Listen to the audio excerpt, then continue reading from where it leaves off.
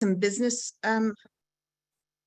some business norms for our meetings I want to go through really quick. First, we are recording this, and it will be posted for people to review who want to look back at the information, or if you want to share it with those who are not able to be here tonight. I want to take a moment to do a land acknowledgement. We here in the Seattle area stand on the lands of the Coast Salish peoples whose ancestors have resided here since time immemorial. And to acknowledge this land is to recognize it's a longer history and our place in that history. India. I would like to express my respect and gratitude for our Indigenous neighbors and extend that respect to all their descendants, to all Indigenous peoples. We have some meeting agreements we'd like to make sure everyone utilizes so we can make sure voices are heard.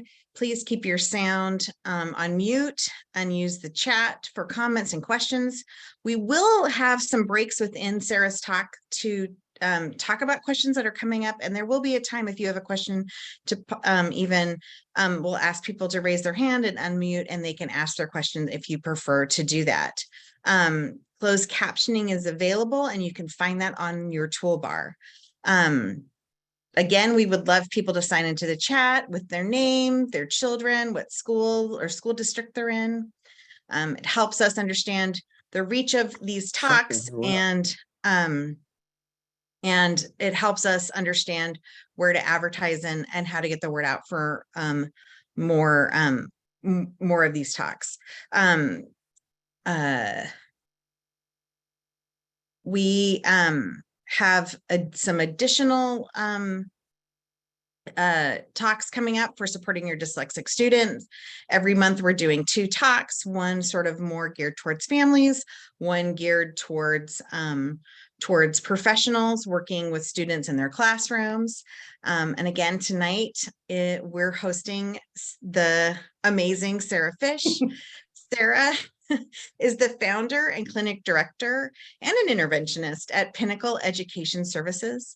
Sarah is an interventionist specialist and educational consultant providing Orton Gillingham-based tutoring, and she's been doing this for over 2 decades. Sarah completed her undergraduate education in K2 special education and elementary education with a minor in early childhood education at Central Washington University. She found herself driven to know more about the neurology of learning and the brain. She immediately began her graduate courses in structured literacy, and since graduation, Sarah has taught at private schools for children with learning disabilities and has been in private practice. She also spent time educating other service providers through the work that she's done with the Washington branch of the International Dyslexia Association, the Slingerland Institute, and at Hamlin Robinson School. Sarah's extensive experience in treating students of all ages who have learning disabilities, ADHD, twice exceptional students, and while firm behavior expectations are established, Sarah finds that using humor and compassion to win over her students' trust, which then guides them into that full participation and support of their learning needs. So she's also a mom of a student who happens to have dyslexia. And so the wonderful thing is that gives her that perspective of not only being a professional supporting these students, but also the perspective as a parent. So I would like to turn it over to Sarah. We're posting a link in the chat of her slides if you would like them, but she's got them here on the screen as well. Can I beat the special ed kids? Can I beat them?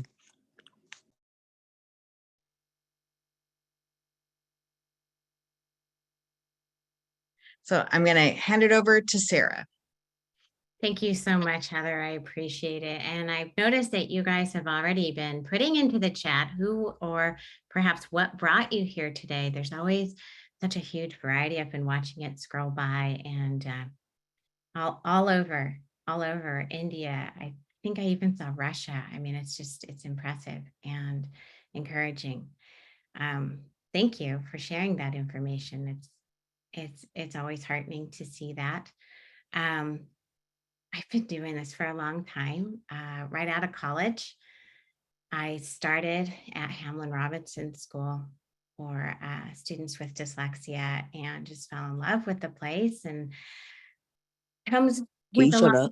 history of it myself as well. So let's all take a deep breath, grab whatever we're drinking this evening, and just kind of tuck in because it is evening, and let's just relax a little bit together here. So thank you for sharing all of the things you've shared in that chat. What brings me here today? Well, it actually starts with my grandmother. Um, she was one quirky, funny lady. She was kind beyond belief. She had dyslexia. My dad, who tells me he didn't learn to read until he was in the 6th grade, dyslexia. My uncle, who actually learned to read in Beth Slingerland Summer School in Renton, Washington, with Beth Slingerland teaching him. Obviously, dyslexia.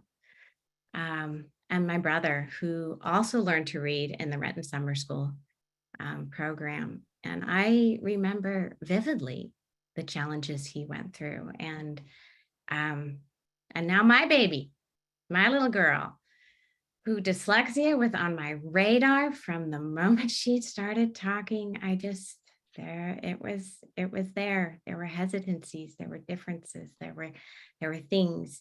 Of course, I'd already been in the field for a while, so I knew what to watch for, but yeah, there it was. So really today, And I'll be one of your special ed students too. um, really, through all of that, I think it did two things for me. It made me want to prevent the challenges as much as possible and create more effective instruction if possible. And it just gave me a love for these people that made me realize they are the most compassionate, ingenious, wonderful humans I have ever come across. And they never fail to keep me entertained, which, as Heather stated, yes, there is a fair amount of entertainment in my lessons because I have to keep myself entertained as well. So we just go with it. And you may get some here tonight as well. What we want to focus on, though, really, is effective instruction and intervention. Really, those two words could be used synonymously because we want all instruction to be effective and ideally as little intervention as possible, really. And what we know is that what is effective for students who need intervention is also effective for the students who don't necessarily need extra intervention. It's just that those students who need the intervention need it perhaps 200%, whereas the other students don't necessarily. So there is a difference. It's a difference in intensity in part. So instructors need to decide a few things. They have to decide what to teach, how to teach, how do they know it's going to even be effective? And hopefully we can answer some of those questions tonight. We're going to be focusing on building an individualized program rather than a classroom situation. In the public school system, that looks more like an IEP. In the private system, that looks like what maybe a private provider might have as their private goals for the student as they're working with the student. How are we going to do that? Well, from data. Everybody does it from data. So we need to look a little bit at how do we gather some data. And we're going to look at some specific techniques for students with dyslexia. I have a And question. while it works for everyone, Ma'am, this I is have a what question. dyslexics need. Yes. I just want to read out a book. Like I think it's very important. Can I read it? Well, what I would love for you to do is go ahead and put that in the chat and we can come back to you when we're ready to take a break. That would be fabulous. Oh, you can. You said. Wait, so Thank you very what? much. Thank you. What we're not going to do today is not really talk about the diagnosis of dyslexia exactly. We're going to use that word when it comes to diagnostic assessment, but it has a slightly different meaning in that situation. We're going to be looking at English language arts, which covers both reading and writing, although today is going to focus mostly on reading because I found, it's just an enormous topic. I could go on and on. So the process starts with assessment. That's the first thing you have to do. We need to determine specific, and those specific needs are more global when you are talking about diagnosis. What we're talking about with intervention is those little specific things that a student might need. The micro skills, perhaps. Perhaps it's the short vowel sounds. Which vowel sounds is that child having a hard time with either decoding or spelling with? And after we've done some assessments, then we can build some goals from that so we can focus and meet the greatest need and get the most bang for our buck. From those goals, then it's how to meet those needs, the intervention, which is hopefully what we're going to spend the most time on. But what I really want you to notice is that those three things are interwoven and almost cyclic when you are delivering intervention or any kind of instruction. You do an assessment, you've got some goals in mind, you give some instruction, and then as you're giving that instruction, either informally through things that you notice or through a more formal assessment, you check in again with how that intervention is going. How do we need to adjust, maybe make some new goals? And it just kind of continues. It's really an intervention cycle, if you will. So how do we start out deciding what to assess? Well, many people like to go from a model. The model I like to start with, especially in private practice, is this particular one for reading because it's based on a tremendous amount of research. This reading rope is just a visual representation of all those skills that are needed in order for a person to become a skilled, fluent reader, to comprehend at the deepest levels, to be able to take that information in and then communicate back out in whatever way they want to. This model provides us with a framework for understanding the skills necessary for effortless reading. There are others that can be used when I'm working with school districts in conjunction to this. For Washington State, I use the Common Core because it's the developmental model that the state uses. I don't always love what's in there, but it gives me some teeth to ask for what I want to ask for, because most of what I want to ask for is actually in there. You just got to dig a little and help them remember and notice that it's there. I don't necessarily use it when I'm working in private practice, though, because not all of it is the way I would prefer it to be taught, or it's missing pieces that I might want to put in there. Although if I pair it with the reading rope, it's pretty comprehensive. Anyway, so when we're assessing, we start with our goal. We start with the biggest thing. We're going to start with skilled reading, and we're going to break it down into two components because it just happens that reading kind of can be semi-artificially broken into two pieces. But that's what we do with science. We put things into semi-artificial boxes to help communicate and understand them a little bit better. So the two boxes that Hollis Scarborough chose are language comprehension and word recognition, because those are the two pieces, and it's based on a tremendous amount of research. Two pieces that we need in order to have skilled reading. So while the assessment starts over here on the goal, instruction, where we teach, is going to start on the opposite side. So it's important to remember that as we go through. That assessment starts with the big piece, and intervention or teaching starts with the smallest piece. But Since our model requires us to assess, we assess from this end all the way down before we start our instruction, and then we build back up. So you kind of pass each other, so to speak. All right, so an overview of reading. First of all, it's like peeling an onion. There's so many layers to this. And it's not really clear cut where one layer ends and the other begins. So as you're doing an assessment or building a program, there's a lot of overlap.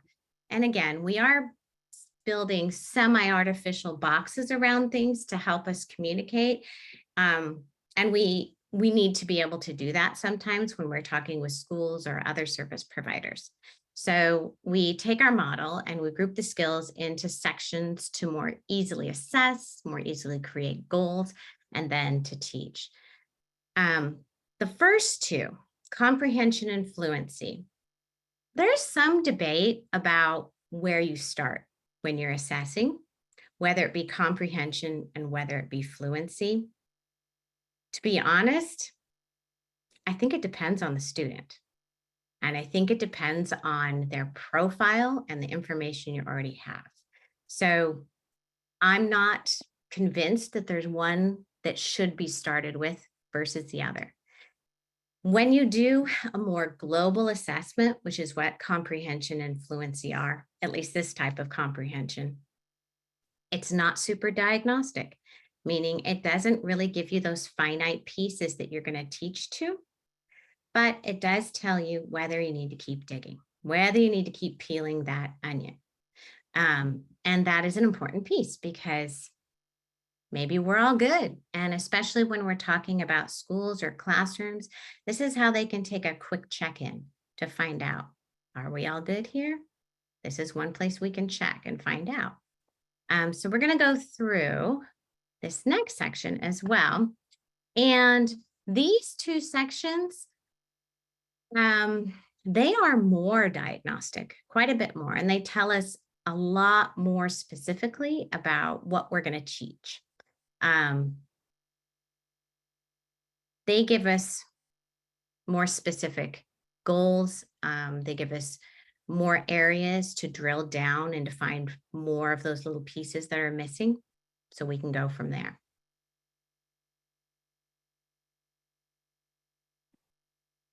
All right, let's see here. Oh, goodness gracious. So let's keep going.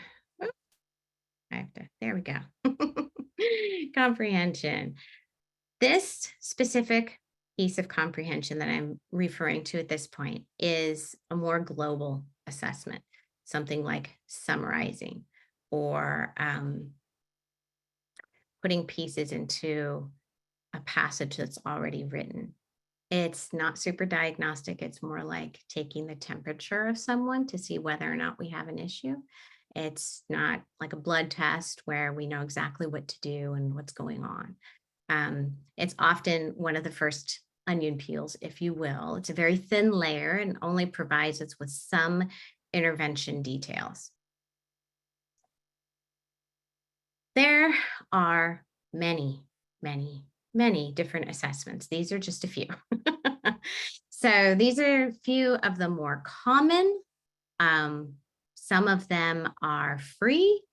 So if a district or a private provider is looking for them, that's really helpful. Dibbles says it goes grades 2 to 8. I would agree with that. Horace says it goes 2 to 10. I've looked at the maze. I'm not sure I agree with that. I think Horace is not necessarily what I would give a high schooler. All of these assessments are normed.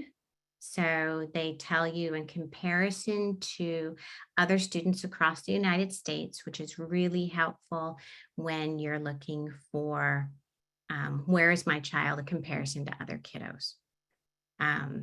There can be group administered. They are a timed word choice in which you fill in the word here. This is more a surface or contextual understanding.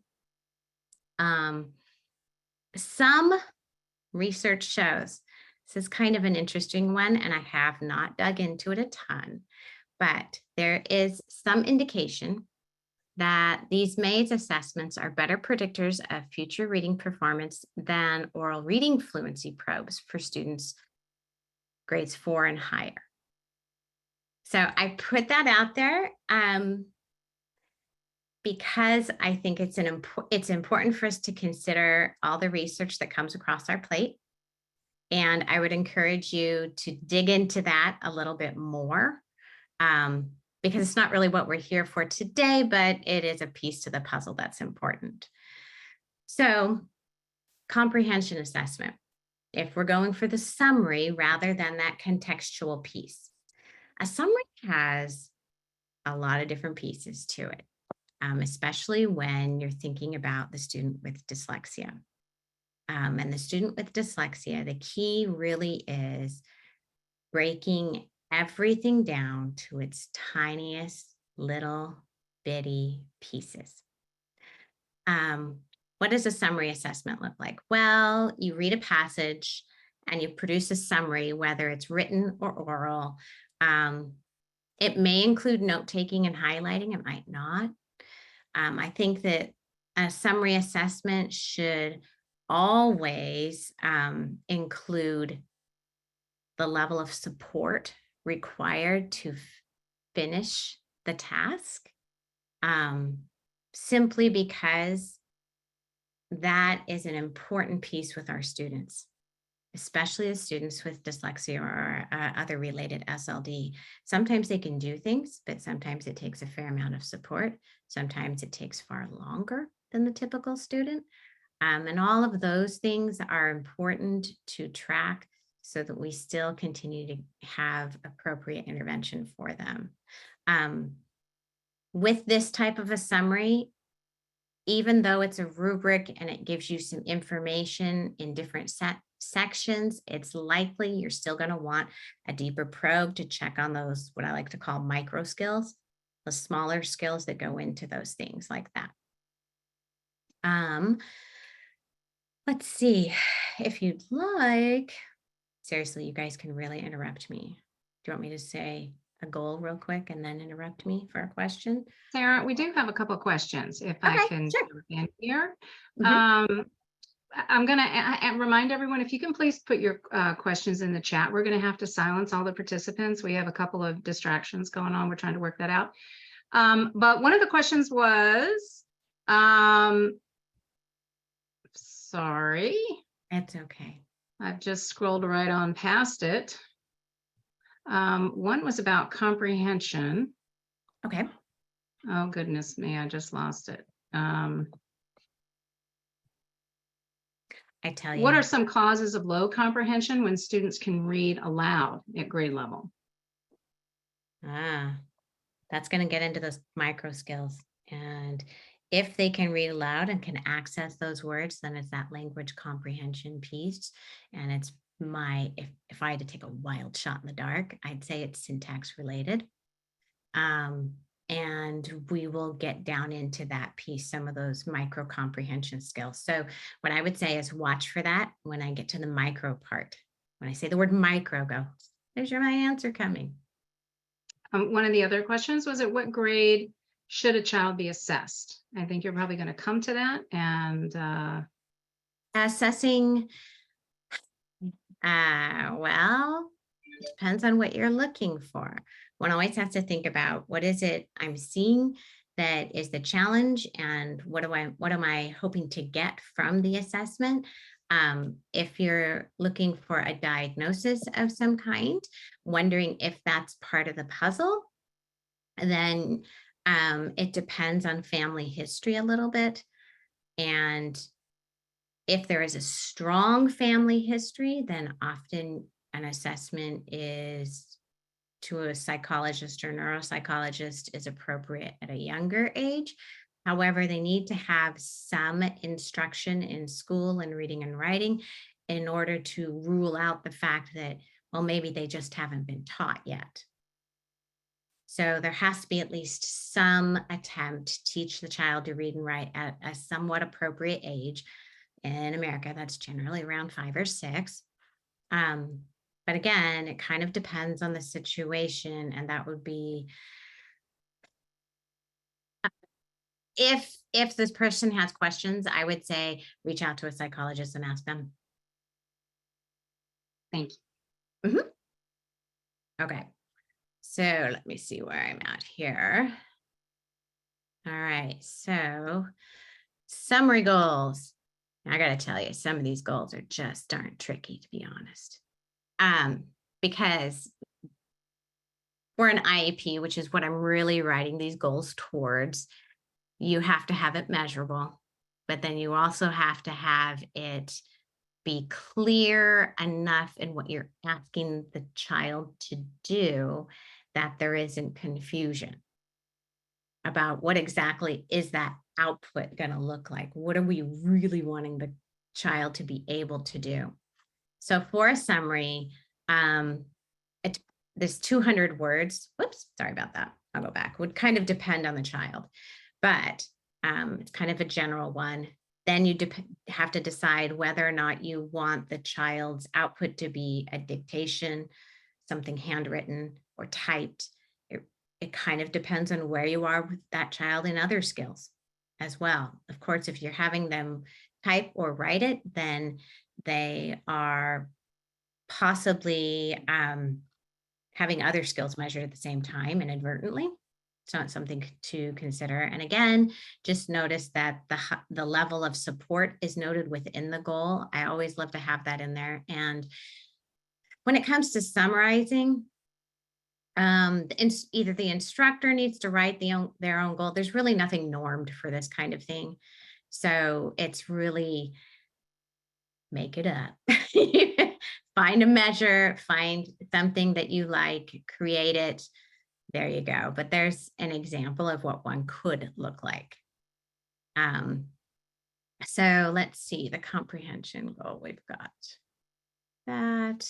Here we go. Let's see if I can get it to move forward. Okay. Here's one at a slightly higher level.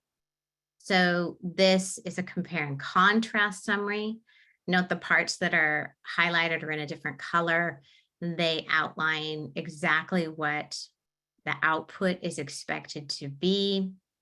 In essence, it sort of outlines what the sub skills are as well, so that you can help guide the instruction without actually guiding the instruction, but that is what a goal does, so that's okay.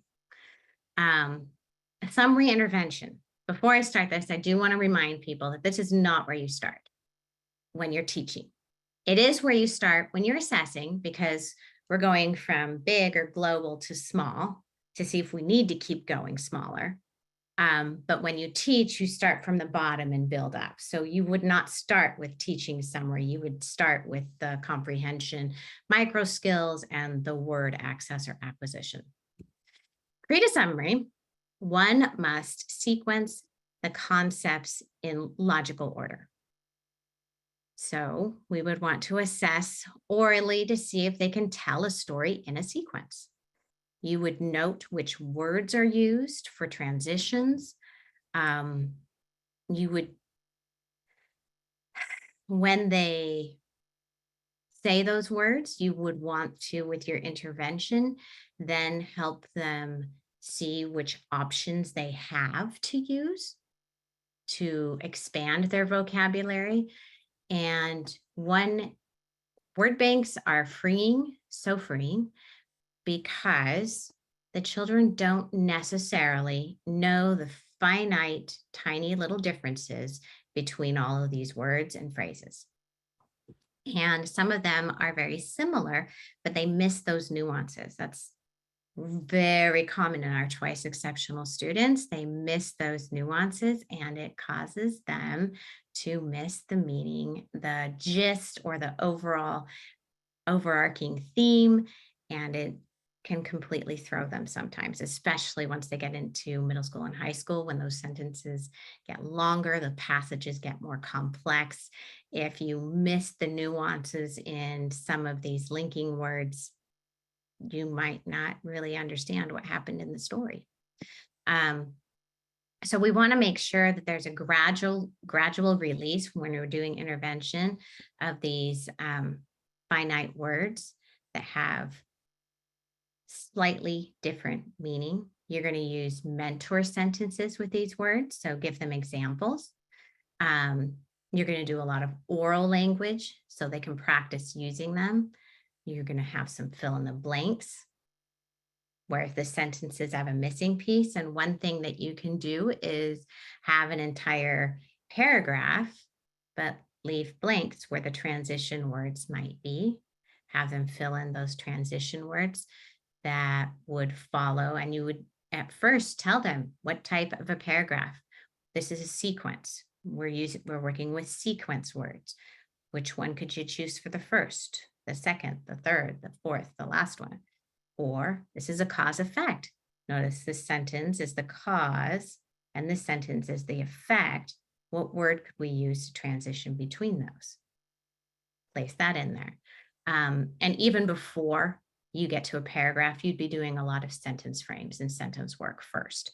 Again, we assess big to small, but when intervention, it grows from the bottom up.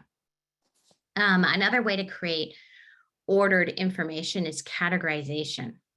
And you might be surprised at how challenging categorization can be for our students. We do it all day long as adults, even when you just go to the grocery store. But you might notice sometimes you think, well, where the heck would that be? I actually can't even think what aisle that would go in. Well, that's us just struggling a little with our categorization. Although I don't know, sometimes where I find things at the store, I don't think I'm the one struggling with categorization.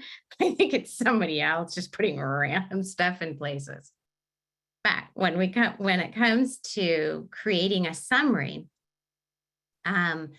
it's kind of, I would say, going backwards in the process of writing a paragraph. So you're taking the whole paragraph and creating an outline from it. And in order to do that, you have to categorize the information that's in there. They need to communicate using precise language. There's a lot of sorting that goes on. They have to notice similarities and differences and be able to state exactly what was similar and different. Relationships between things, how closely related they are.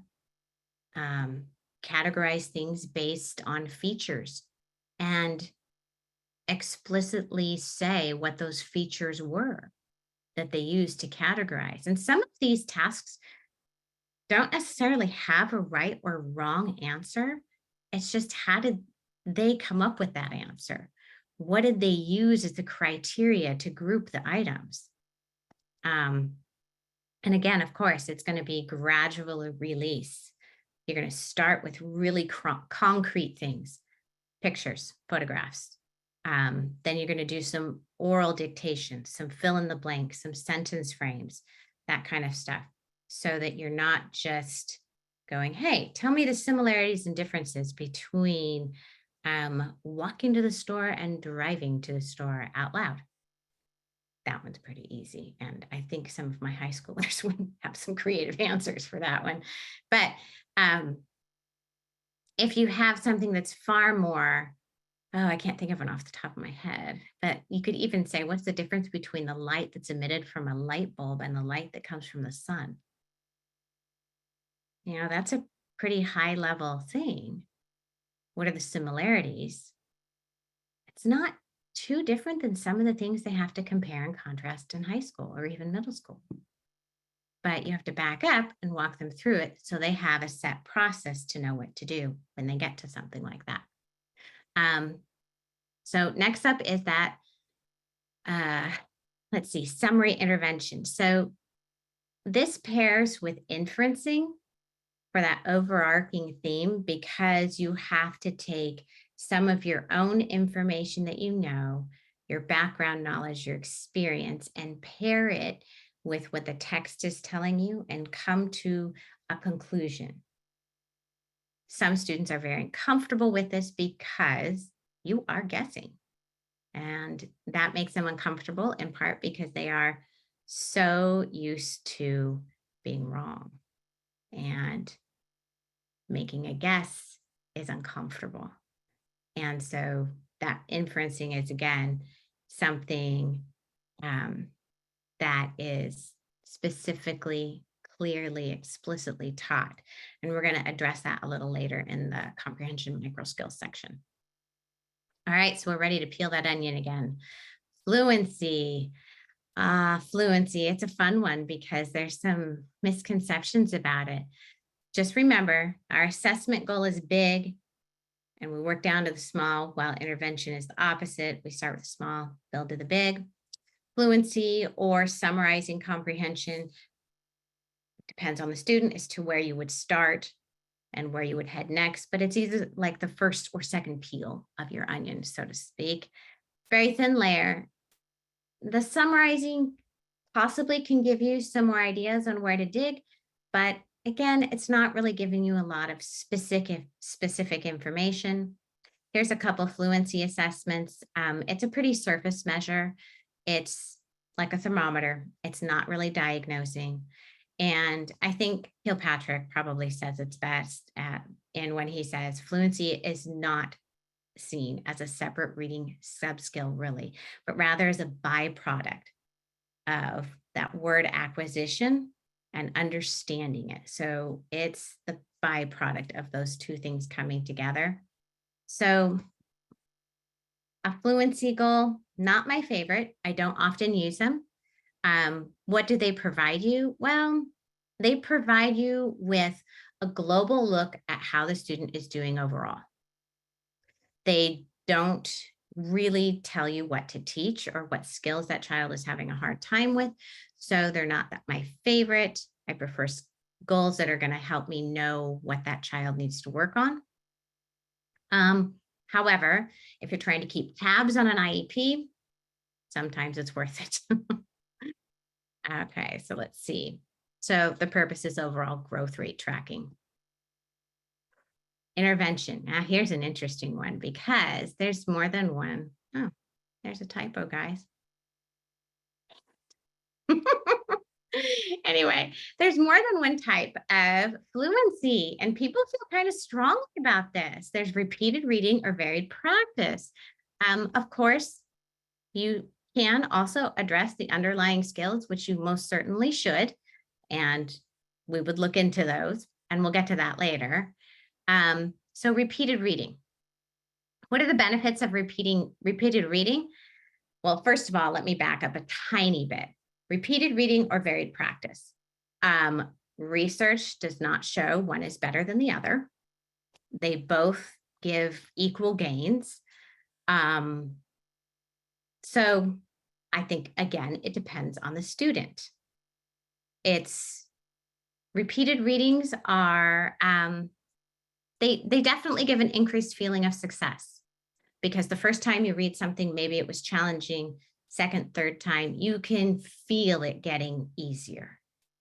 It increases comprehension on that one particular piece where you're shifting from reading each word to reading the whole sentence to reading whatever the passage, the length of that passage. Repeated reading what does it look like? It can be the exact same piece of paper or book page read again. You can just put it down and say, let's read it again. It could be separated sentences where it's the same word order, but it's broken down differently. It's just a little game that is actually fairly hilarious to play with your anxious students. We all laugh because it's a silly popping pirate, and yet we sit here going, oh, is it going to get us? My point is that you could write the sentences on sentence strips and pull the sentence that's exactly like this. So it's repeating the same sentence, but you're reading it with a game. So it doesn't have to be quite as boring as just reading the same page. There can be more to it. You can play different types of games, the exact same sentences again. the exact same sentences again.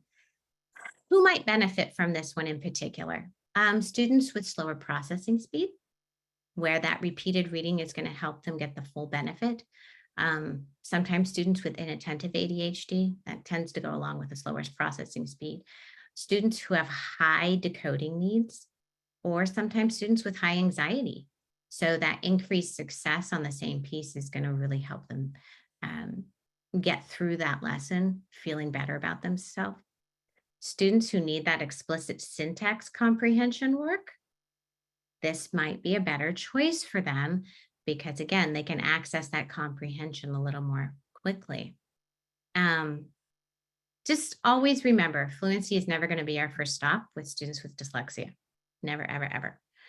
Varied practice. This is my favorite. Only because, well, I think the ADHD in me loves it because I can do different things with it. And I teach a lot of twice exceptional students, and they tend to like it better too. So let's see.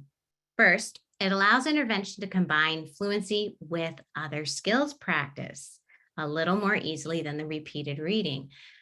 You can combine it with comprehension, grammar, syntax, all within the one thing. You're using the same words in a different order. So that might look like a decodable text. They repeat the same words in different sentences. Or, this is dating myself a little bit, but my daughter loved the Rainbow Fairies. I cannot tell you how many of the books we read. I could probably have made a story up on the spot because they had the exact same story over and over again. But for my dyslexic daughter, it was perfect because it was varied practice. So really, if you find a series that has 500,000 books in it, the chances are it's the same story using similar words over and over again. We don't have to always be using decodable text, especially once they get to higher up in second grade, third grade, and above. We can be using these books as well for varied practice. It works. So they're not purely decodable, but there's a lot of repetition. Believe me, there's a lot of repetition. Another thing you can do with varied practice is you can use the same word in different sentences. These are all words that came from that story. And it highlights some comprehension in here. It touches on grammar, the purpose of words in a sentence, and how it changes the mental image when we use that word in a different way. So that's another piece that I enjoy. It kind of brings into play the part where language is a puzzle, which is engaging for many people. So we turn it into a puzzle. Again, you can expand the comprehension piece. You can put those words in, same words, into a different order. This is sometimes what the Slingerland method does. And then you can add some comprehension to it. For example, I could say to my student, read the phrase that names an object that carries stuff, but it's had some holes in it. And, oh, wait, it doesn't name it. I apologize. It tells where something is actually. And it's in a thing that's had some holes. And that would be the last one, in the patched bag. So you can bring in some additional comprehension, help them visualize things even more. There's a tremendous amount of research on visualization and its power in helping students comprehend. This one is another way to order those words. What I love about this piece is you can make a much more complex sentence using the exact same words, while in a passage, they might get lost in this sentence. In a one sentence situation, they can access higher comprehension without getting bogged down by how much they're having to read. So you're not overloading their cognitive load. but you are meeting their comprehension needs more. For example, this phrase or this sentence starts with a when phrase, which is a much higher level sentence. And this predicate has two things that Mitch did. One person doing two things. The original story was not that complex. So the varied practice allows you to do that with your students. This is especially good for students with dyslexia because you've got explicit chunking or structured phrasing, giving comprehension clues, that kind of thing. You can gradually increase those clues in their complexity. For example, where this last one says subject and predicate, at first, if I hadn't taught my student that, I could just say, read the one word that tells who that sentence is about. Mitch. Oh, what did Mitch do? He did a couple things that mean holding on to stuff. Clutched and grabbed. What's he holding on to? That stitched hole filled bag. So that's a much more vivid picture than what the original story had. So sometimes that is a way to help engage that higher level thinking and some of those other skills without overloading them with words they aren't familiar with and providing them with some fluency practice. All right, so our next peel of the onion. Do we have any questions before I go on to this one? This one might be a good place to stop. Yeah, hi, I have, let me pull them up here. Got a few questions here for you.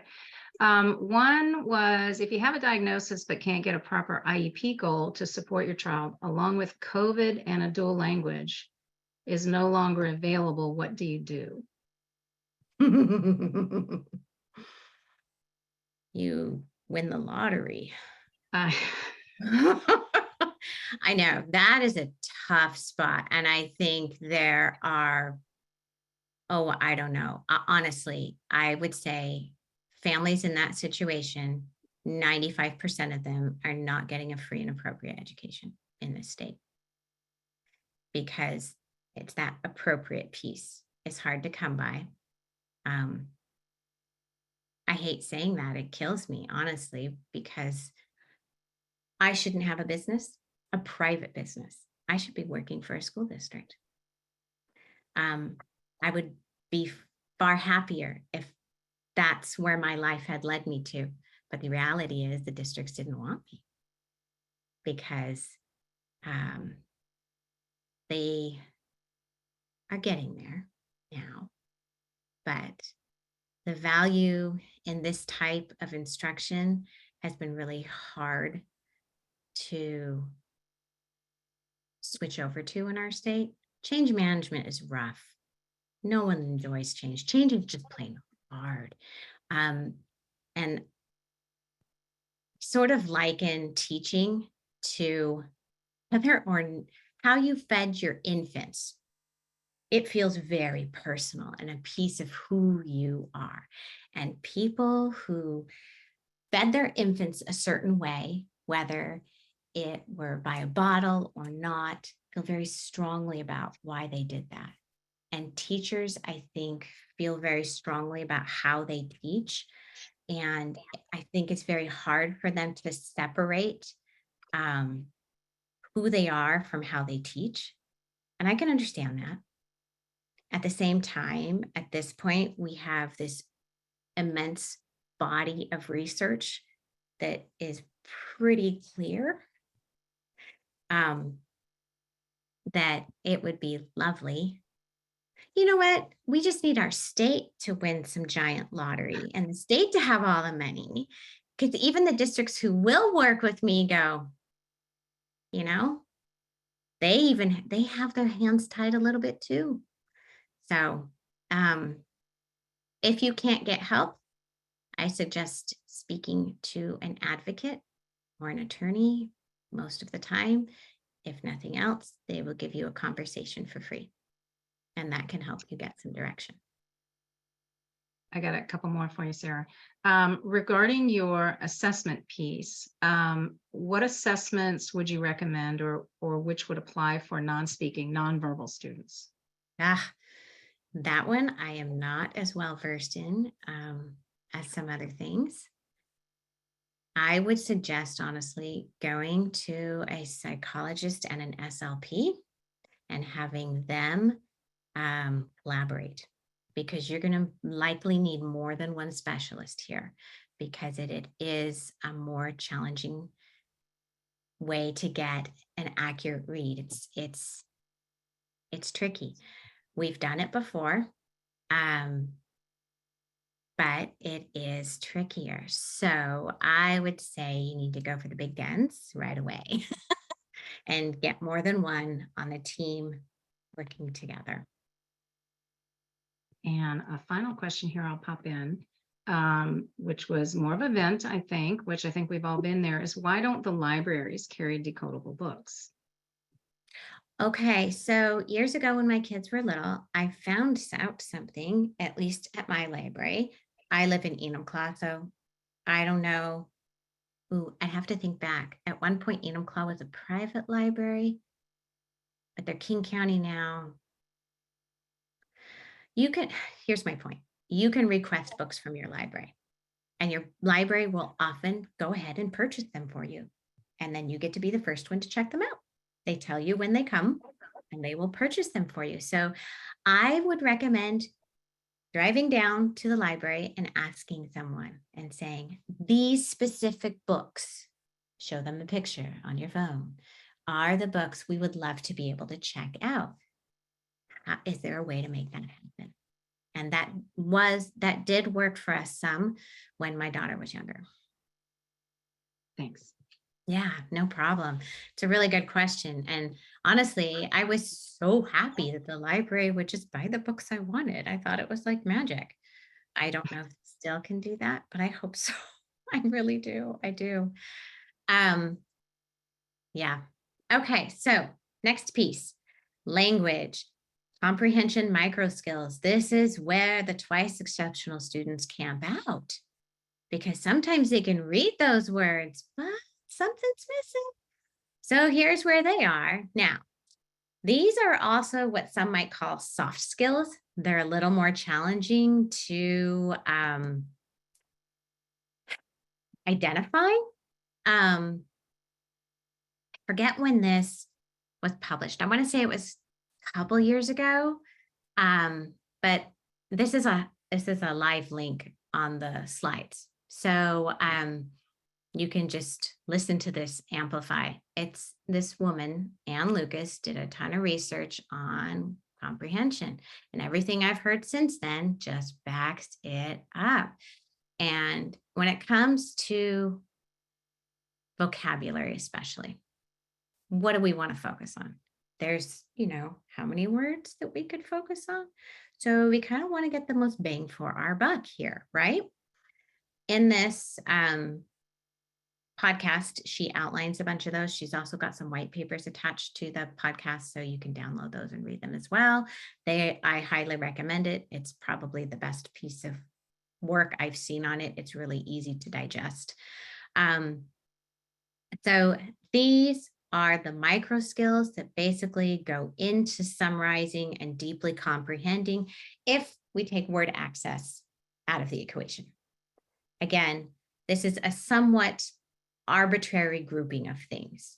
All of these interweave, but if we assess these things, it is very diagnostic, and it will directly link to concepts and skills we want to teach. Oh, well, that was not what I meant to do. Although we could listen to it happily. Okay, there we go. I would happily listen to that one again. So when it comes to vocabulary assessments, they're really, I've looked. In fact, right after I listened to that podcast, I contacted the researcher and said, do you have an assessment, please? And she said, sigh, no, we don't have one that's published for people. All the same, here are a grouping of I would say the most common, or the ones that are going to get you the most bang for your buck, when it comes to vocabulary: conjunctions, coordinating and subordinating conjunctions. Again, it's those tiny nuances, those little bitty differences between them. Transition words, they will tell you a tremendous amount about what the author is trying to say within a sentence and within a paragraph. Pronoun resolution, sometimes referred to as an AFRA. I'll just leave that, drop that little nugget there and come back to it. And we all are familiar with morphology, which I've dug into a ton this last year, and I'm kind of in love with it. I'm not going to lie, because we have a morphophonemic language, meaning it's made up of sounds parts from language, from speech, articulation, and it's made up of meaning parts. That's the morphology piece.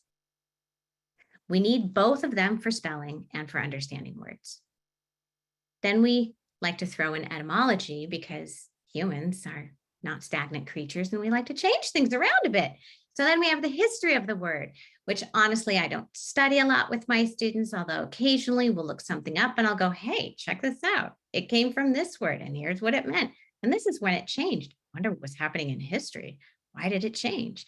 So you can help them have a little more interest in spelling, because honestly, spelling is fairly boring. So bringing in morphology, because it's like a puzzle, and etymology, because it's just plain interesting, because you get to figure out, well, what was going on in history? Why would they change that? Oftentimes there is a reason. So that can be helpful. When it comes to vocabulary goals for IEPs, let me just say, I have not yet found one that I really like, because it's so tightly interwoven with so many other things, and it's hard to make it data appropriate. It's really hard to make it a finite thing. So notice that this one, and I just threw in a random student name here because I have a few of them in here. Oops, they're just random students. Inferential meaning, because all of this vocabulary leads to inferential meaning.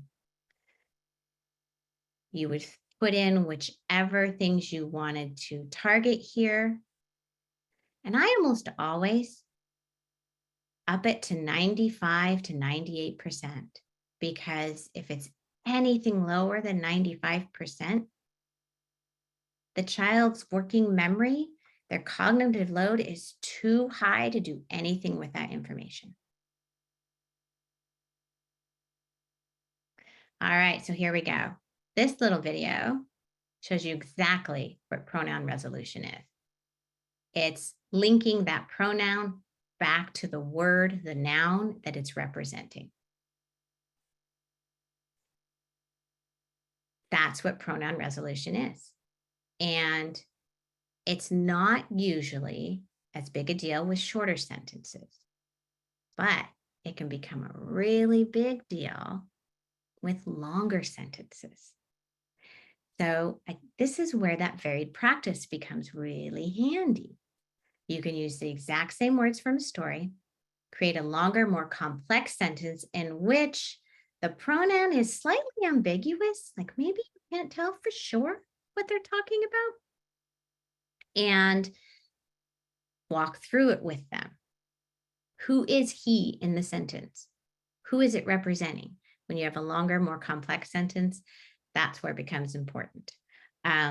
Connective words are really important. In fact, they're so important. I have another slide after this about them, because it's those nuanced meanings. What's the difference between because and but?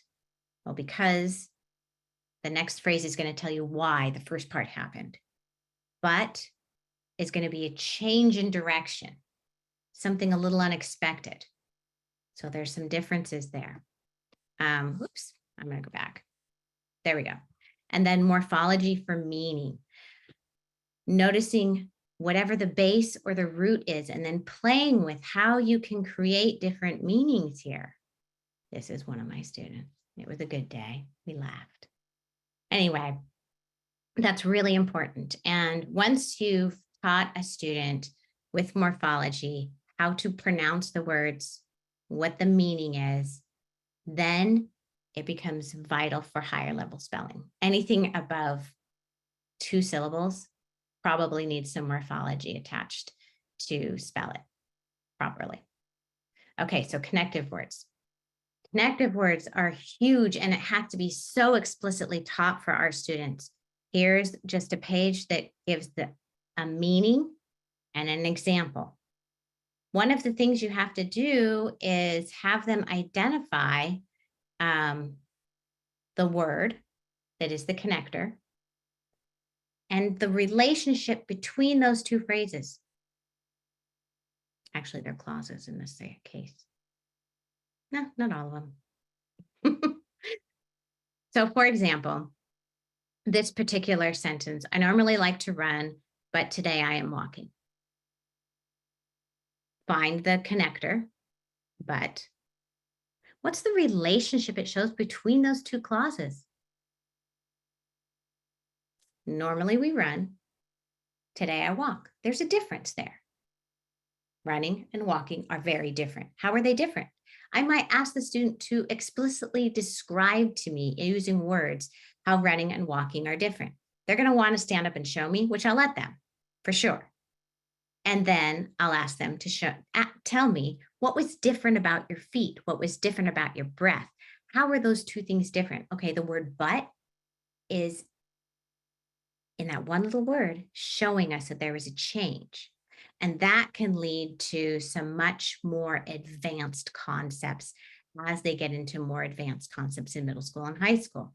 But if we don't address the little differences and nuances, then they aren't sure if they should use the word but or if they should use the word so. And I see that happen a lot in middle school and high school. Here's another one. So the next step might be leaving a blank out of the sentence and then have them ask a question. Okay, does this sentence show a change between the two clauses? Are the two clauses showing a cause and one's the effect? Are they telling about a choice? Are they just glued together either in a positive or negative way? So for students with dyslexia, this is explicit learning. There's multiple steps in each tiny little step, in each tiny little, sorry, that's a good question. I just read the question. What's the connection between spoken and written language? How can families leverage oral language to support written language? Ooh, somebody's good. Oral language precedes the development of written language, generally. However, we can use reading to support oral language as well, especially when the cognitive load is too great for the student. They don't have to memorize all of these questions you might ask yourself. They can just read it and then go through it. So ideally, what you want to do is have the student creating oral sentences. Often, what I would do for the word but is I would start a sentence and they would finish it. Although with the word but, I go the other way around. They start a sentence. I went to school today. Okay, but I spent the entire day outside. Did you expect that? No, you didn't. That's because I used the word but, and it showed the last part was something unexpected. Okay, give me another one. I swam at the pool. Okay, but I stayed dry. Did you expect that? No, you didn't.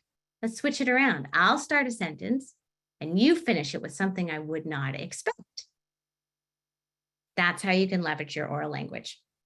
Start by you giving them something and they always produce the easiest part, or you leave out a word, or you give them a choice between two words. That kind of thing. There's a lot you can do with categorization that's actually really fun. There's a game called Slapseed. I should have put this in here, but I did not. Okay. Language comprehension assessment. All of these micro skills, they are not normed. So it's always instructor created. With this type of stuff, you're thinking about grammar and syntax being meaningful phrases, and you want accurate recall without input of their own ideas. Grammar is the role or job of a word that it plays in the sentence. For example, the word judge. I think we touched on this earlier with stitched. The word judged. I will judge the competition. In that sentence, the word judge is an action, it's a verb. Or the judge scored the performance. In that sentence, the word judge is a person, it's a noun, a doer. So it's different. And you want them to be able to create an accurate mental picture and accurately organize information mentally. If they're getting lost in the words, you can come back to this grammar or syntax and help them process each meaningful piece before they move on. And that's the kiddos who can read but don't understand what they're reading. Okay, so let's see here. Here's an assessment rubric that I've used before. Generally, with grammar and syntax, I assess in writing versus reading, simply because I'm working with IEPs and it doesn't take us an entire year to identify pieces. And an IEP's goal is usually written for an entire year. So the goal with grammar and syntax isn't just comprehension, it's also production. And so my goals generally are written towards writing sentences with this stuff, knowing that the first step is identifying and deeply comprehending what they mean. So this one, I wrote it for, after reading sentences, the student will identify blank, just so you could see what it could look like. But there are very few instances in which that would be a task that I would expect a child to take an entire year to learn. Also, I would want them to be using that information because it helps with comprehension as well. So most of the time I would write it towards writing. But, you know, if your child didn't qualify in writing and you're trying to sneak it in there, that's the way to do it. That's one way. So again, 98%, we want these goals to be ambitious, because then that's when comprehension can occur.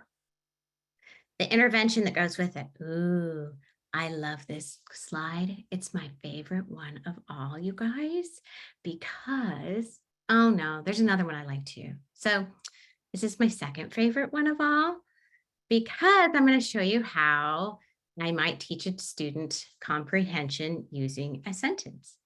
Now, this is a fairly complex, long sentence with a lot of punctuation in there. And when I'm teaching punctuation, I'm teaching it for meaning.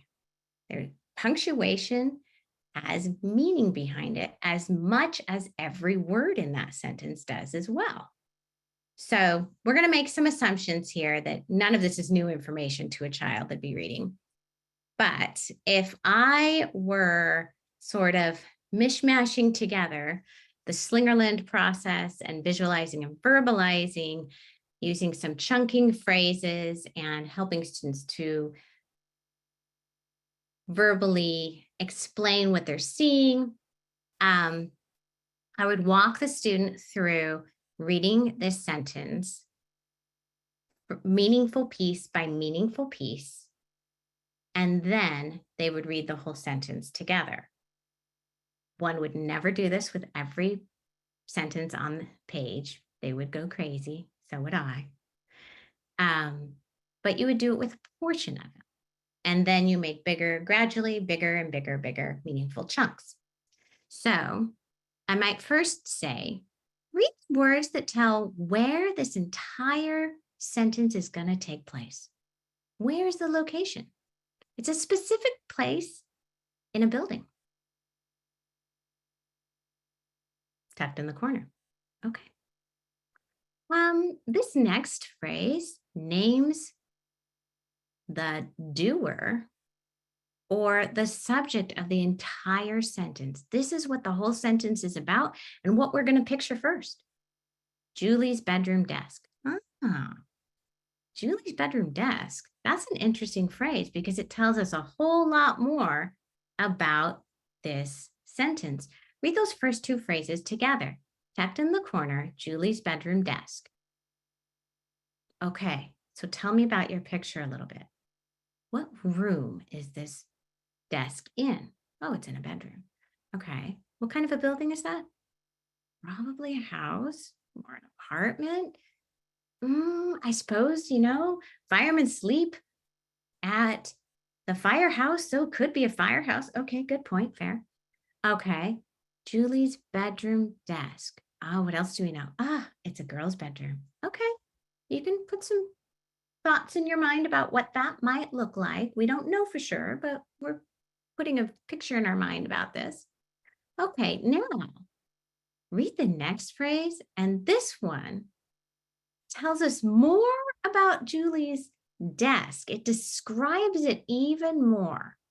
It's a more specific location and refines our picture.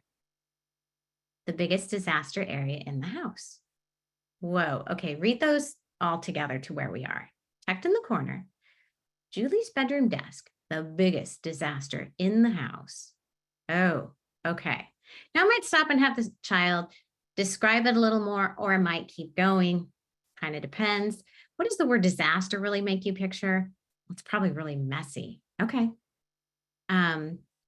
Now, let's see. The next one is going to tell us about what's there. Is a collection of, and let's stop at those 2 dots. Hopefully I would have already taught that to them, but I could teach it to them right now. Those 2 dots tell us to get ready for a really big list. There's going to be a lot of words, but we know they all go together somehow into one category. That's what those 2 dots tell us. Okay, so is a collection of, first, before we go on, what does the word collection make you think of? Is it a good thing? Is it a bad thing? Well, usually it's a good thing, something we like, right? Yeah, interesting. Okay, but there's a disaster going on, so I'm not sure what's happening. Then I would have them read through the rest of it, and we could talk about the word collection a little bit more because usually it's something we enjoy. Well, does she enjoy having all this here? Well, some people might. Some people would not. What else do these descriptive words tell us about? Well, dirty plates, but this is her bedroom. So what do we know about Julie now? She eats in her bedroom. We also know she's got a cat. Computer components, does she build computers? Or does she just take stuff apart a lot, that kind of thing. So, there's a lot you can go through here with this, a lot of comprehension packed into this one complex sentence. Research tells us they need to be reading words in context. Research does not indicate how long that context needs to be. So I actually don't always have my students reading full passages of something that you might summarize. Sometimes I have them reading little, what I call snippets, 2 or 3 really complex sentences that work together to build some picture. And that's where we get that really deep syntax work in, so that their comprehension is built at a much deeper level. And you guys, I am way over time. I could talk forever. I apologize, but at least I got to my first favorite slide. Are there other questions that people have? I'd be happy to address anything. I have one more for you, Sarah, here. Okay. What tools can parents access when they need the proper language to write in what they need in an IEP? They need special keywords. They're just exhausted parents. Oh, yes, and that's completely unfair. You are not the specialist. You should not have to know what these magic words are.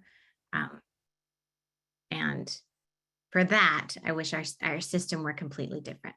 You know, in my mind, what I wish could happen is that every parent had a state paid for unbiased advocate go with them and provide counsel, essentially.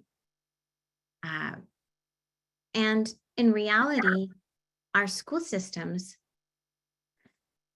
if you think about the breadth that special education is supposed to encompass, it's actually quite ridiculous.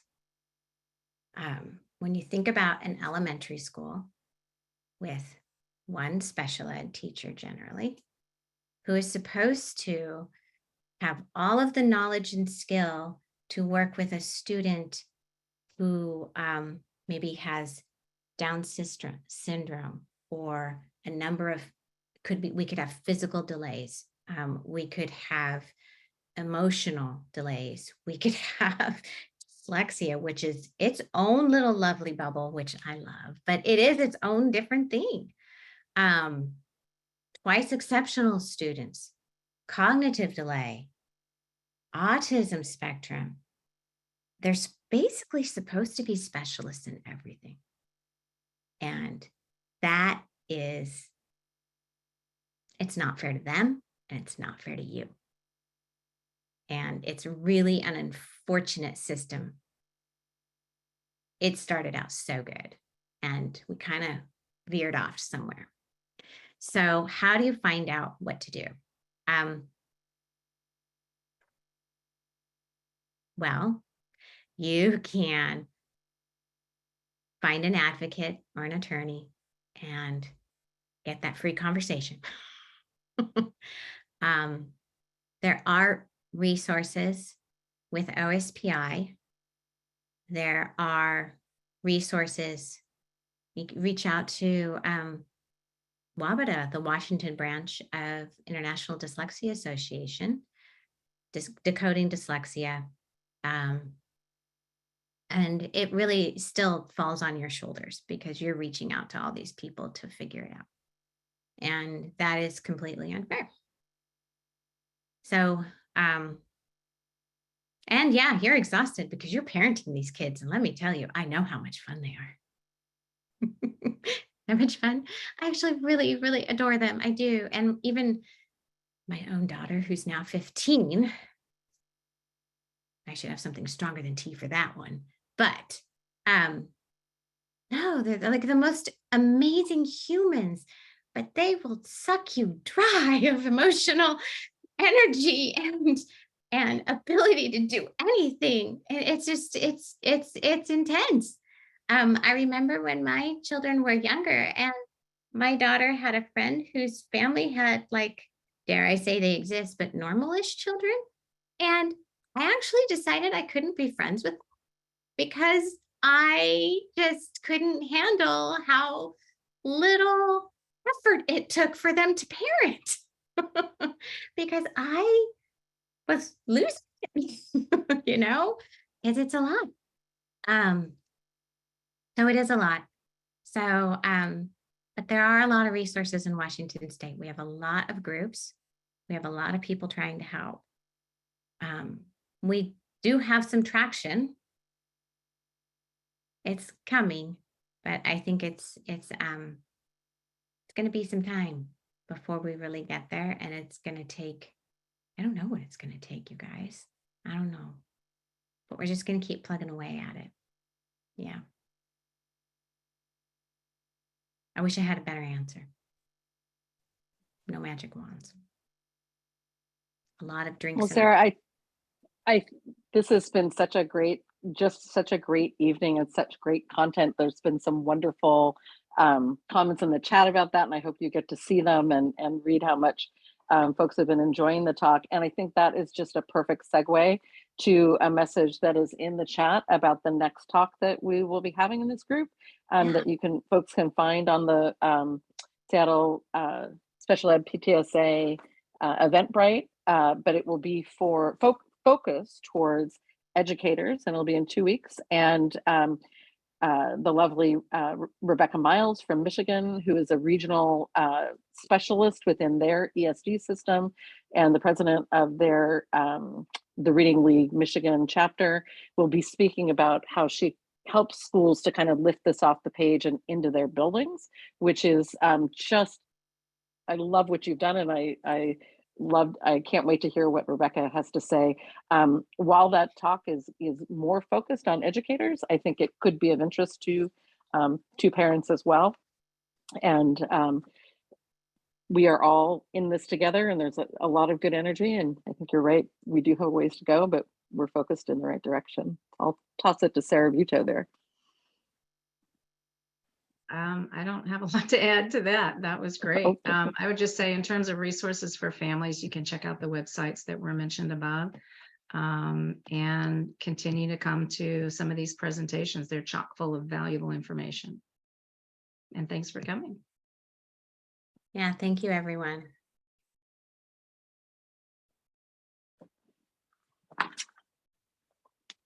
Have a great night.